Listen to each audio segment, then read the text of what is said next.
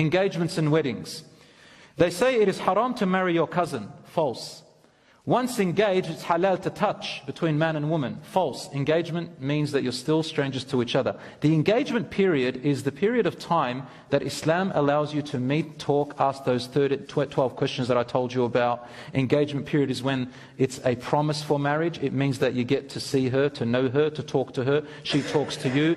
Best off within supervision. Best is at her house. If not, you can do it in public. It's better to have a chaperone. If you can't do that, some people have converted to Islam. They don't have any family members, but it's okay. Even a non-Muslim brother, non-Muslim cousin, non-Muslim father can be along with them. If you have absolutely nobody else, you can be in a public place. So long as you are safe from any fitna between each other and you talk what is necessary. Can you talk on the phone? Yes. Can you text each other? Yes. Can you talk on social media? Yes. There's no haram to it, brothers and sisters. I don't want anybody to come up and say, no, and try to be a super Muslim. It is not haram so long as you stick within the boundaries of respect and halal. And I advise everyone to let your parents know within your ability, especially if you are very young. You're 18, 19, 20, 25, and you haven't had experience in relationships or marriage before. As for older people, it's a bit more flexible because they do know about relationships better. They can control themselves better. Anyway, let's move on. It says here that here's something about weddings and engagement I discovered. There's this custom, they say, I don't know, I know it's in the Arab tradition, at least Lebanese, that the bride, and only the bride, must wear the scarf and only in front of the imam. So when I go there, I'm doing the marriage. You can see, Masala, there are other sisters, they might not have the hijab on, right? And the sister, maybe the bride, maybe doesn't wear the hijab, so she comes up and puts the scarf on, but only in front of me. Now, I appreciate that because out of respect for me, I really like it.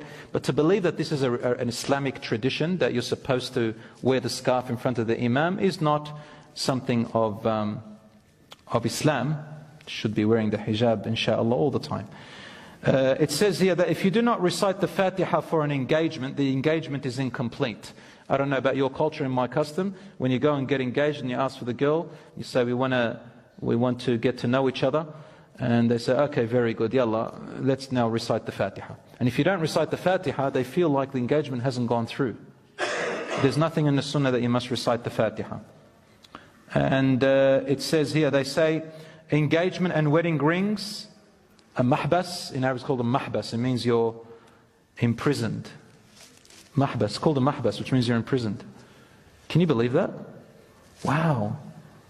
And they say it is part of Islam. No, the wedding ring is not part of Islam, nor is the engagement. I mean, if you want to put it on, that's fine, but don't make a belief in it.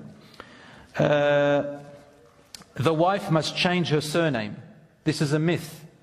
This is not taken from Islam. In fact, in Islam, a wife should be called by her father's name, and that is her identity. A divorce can only be done by the husband, but haram if the wife does it. That's wrong. A wife should not tell her husband to divorce her, but she has a right to something called khula, which is a different process of divorce. That's what I think the misunderstanding, when people say, any woman who asks her husband for divorce, the angels curse her. I don't know what, they bring up all this stuff, right? Yes, it is true, it is not. Rasul ﷺ told the women not to ask their husbands for divorce. That's to ask the husband to divorce them. But for a wife, if she's not happy in the marriage and there is, it's gotten toxic and she wants out because she can't fulfill her duties anymore, she can go for something called khula, which is a different type of divorce with different conditions. There is always a way out if things get really nasty. So that's what Allah subhanahu wa ta'ala said. Also, it says here, the father can refuse even under unreasonable circumstances to marry his daughter off. This is also false. Unreasonable circumstances, the next wali is her grandfather.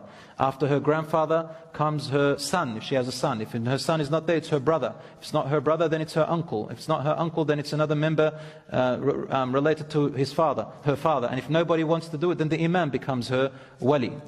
Or she can choose one. So there's always, inshallah, halal, we make it easy so the haram can become difficult.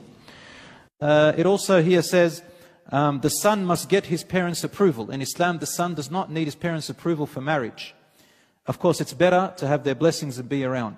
And parents should not make it difficult. If his mother asks him to live with her, he must. Otherwise, he is sinful. Wrong. When Allah subhanahu wa ta'ala says, be good to your parents, it didn't say obey them in everything. He said, don't obey anybody if it means disobedience to Allah. And it is haram for parents to oppress their children and tell them, I will use the verse again. It's like some of them don't know any other verse. وَقَضَى رَبُّكَ أَلَّا تَعْبُدُوا إِلَّا إِيَّاهُ وَبِالْوَالِدَيْنِ إِحْسَانًا. Your Lord has told you not to worship other than Him and to be good to your parents. Some people change the word to be good to them to and obey.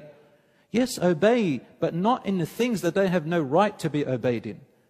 Your wife, for example, has a right. Your children have a right. Put everyone in their right places.